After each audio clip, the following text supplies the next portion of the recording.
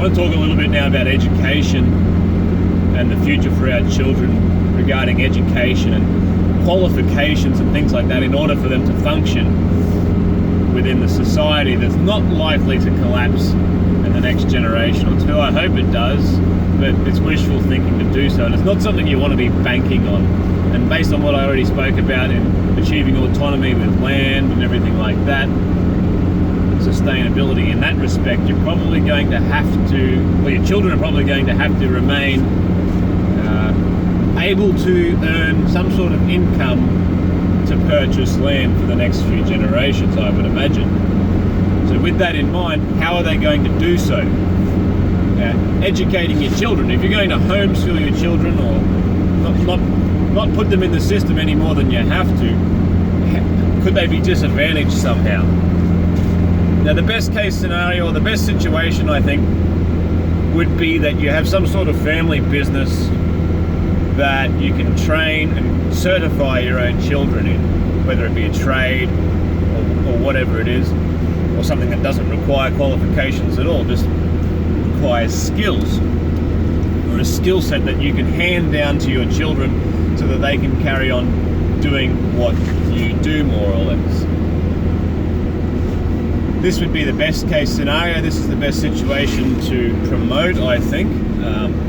But what if this isn't a reality? What if you can't do this? Well, what we must make sure we do is we maintain, or in many cases, I think, upgrade the standards for what we expect from adults and what is it that makes a man. We need to reclaim the education. Well, we don't want to reclaim the educational system because the system is shit. It's a waste of time for the most part. The idea of having a generalized education system for the first, say, 10 years of schooling, which is the idea is that you can prepare them for adulthood and then they go into their specialist areas from there to go into their specialist jobs and what have you after that. Theoretically, yeah, having a generalized approach to education first is good, but this generalized education is shit because it's a waste of time. It's mostly just trivia tier fact retention. Arguably, for the most part, is actual fallacy retention rather than facts, especially when we get into things like history. The things that you benefit most from in the schooling system are things that can be taught and learned in the first few years of childhood.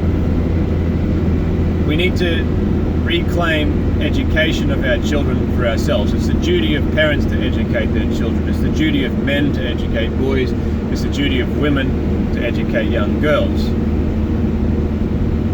Teaching should not be a job. Teaching is something that happens, something that we should all experience, being a teacher, once we become competent enough to do so in any given topic, subject, trade, or skill. Teaching is something that we do, and we do best when we have mastered a skill, and it is something that helps refine our skill or discipline, whatever it is we are talking about. Entering the world with a specialist mentality, or with the idea of having some sort of specialist degree, I think is faulted and flawed.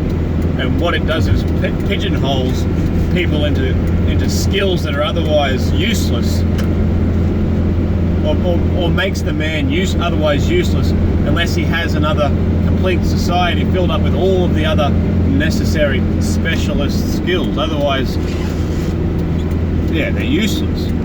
There's a saying, jack of all trades, master of none. And I think this is something that just simply attempts to discredit the holistic man who has skills and competency in most areas, or all areas. Jack of all trades, master of none implies that the jack of all trades can't become a master of many. Yes, by being a jack of all trades, I guess it sort of says in the name that you aren't a master, because the jack is someone who is somewhat of a novice, I guess, in this sense of the word. But there's no reason why the jack of all trades can't become a master of many. In fact, I would argue that the jack of all trades in the long run could master more skills than someone who goes into education with a specialist mindset. Like the way a child raised in a multilingual household versus a child who only learns one language their whole life until adulthood. Yeah, the child with the one language might become a poet and a master linguist and wordsmith by the time they're an adult, but then get them to learn another language and another language and another language after that. How well will they pick up the next language? Versus the child who is multilingual and is more than competent in many languages by the time they are an adult, and is going to take on new languages far more easily than the former. And in the long run will probably master more languages. It's a case of the tortoise and the hare with education, I believe. So specialization is something that will still occur, I believe, but you're going to end up mastering more skills or know more skills at a much higher and more practical and more useful level with a jack of all trades approach. Now this comes back down to what is it to be a man, and what are the standards of men. Now I might make another video about that altogether. But as far as the education goes, we need to reclaim or bring back the master and apprentice mentorship and that mentor relationship. Most people are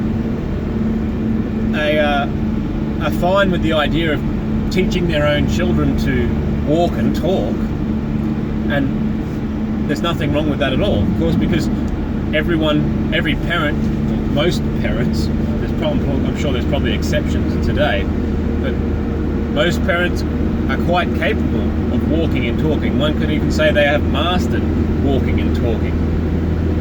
Really, if you haven't mastered walking by the time you're 3 years old, most children I think can walk by the age of 1. But if you can't walk by the age of 3, you would be considered physically disabled. If you can't talk by the age of 4 and speak fluently and well by the age of 4 or 5 years old, you'd probably be considered mentally delayed.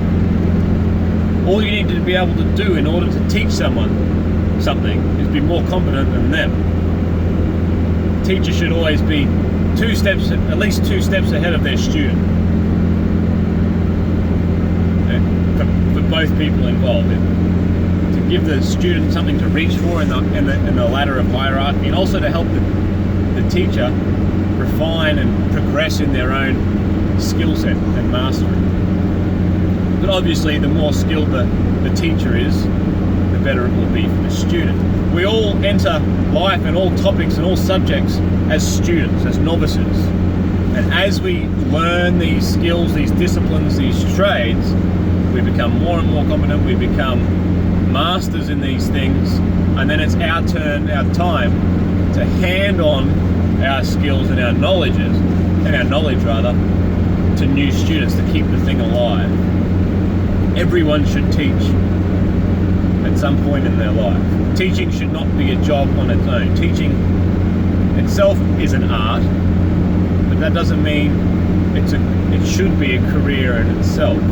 Now, how does this apply with how we're going to educate our children? Well, if you're unfortunate enough that you must send your children to school, I wouldn't promote the idea of just move, to avoid laws. I know it's pretty bad in Germany, but as far as what would you do if you must, for whatever reason, send your children to school, you need to counter that indoctrination as much as possible, which comes back down to making your children adults as soon as possible, so that they can filter out the shit and make the best of a bad situation. But ideally, avoid the school systems entirely. You can raise intelligent children quite quickly. I was able to read and write by the time before I even went to school, because I had an older sibling who taught me how to do so, because that older sibling had taken the path before me, was my mentor. So by the time I got to school, it was already wasting my time, and I was quickly learning that school was not the place for me. But I still stuck out the 12 years. And for the most part, it was a waste of my time. It was social learning, not in a good way. I spent a lot of time doing social experiments and psychological experiments on the people I went to school with, because there was nothing much else to do other than sleep and mess with people's heads, because I wasn't learning anything new. I learned most of everything I know before or after my school years.